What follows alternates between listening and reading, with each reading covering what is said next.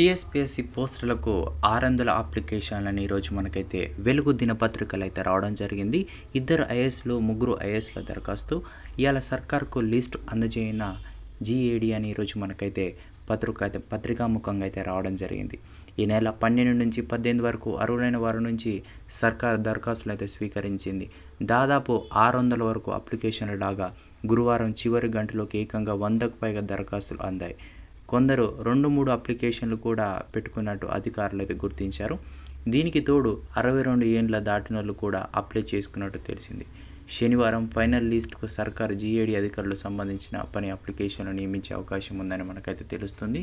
So కేవలం chairman post కోసం 10 మంది వరకు అప్లై చేసినట్టు సమాచారం. చైర్మన్ డేస్లో ఐఏఎస్ అని కూడా ఇక్కడ మనకి మెయిన్ హెడ్లైన్ అయితే చూస్తున్నాం. టీఎస్పీఎస్సీ చైర్మన్ రేస్లో ఇప్పటికే 2 ప్రొఫెసర్లు 2 ఐఏఎస్లు ఉండగా ఇప్పుడు జాబితాలో ఓ ఐఏఎస్ కూడా చేరినట్టు తెలిసింది. దరఖాస్తు చేసుకున్న వారిలో 2 ఐఏఎస్లు ఉండగా వారిలో ఒకరు సర్వీస్లో కొనసాగుతుండగా మరొకరు రిటైర్ అధికారి సర్వీస్లో కొనసాగుతున్న ఐఏఎస్ అధికారి. ప్రస్తుతం టీఎస్పీఎస్సీ ప్రక్షాళన వ్యవహారంలో పాలు పంచుకుంటున్నారు.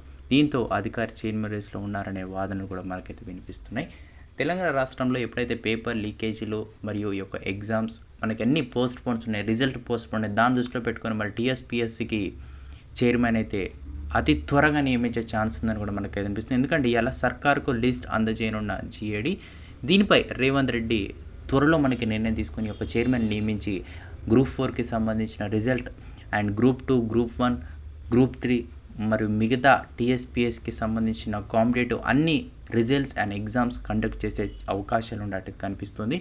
సో మనకి మొత్తానికైతే మరి చైర్మన్ ఎవరనేది 2-3 రోజుల్లో అయితే తెలిసిపోతుంది నా అంచనా ప్రకారం. Thank you.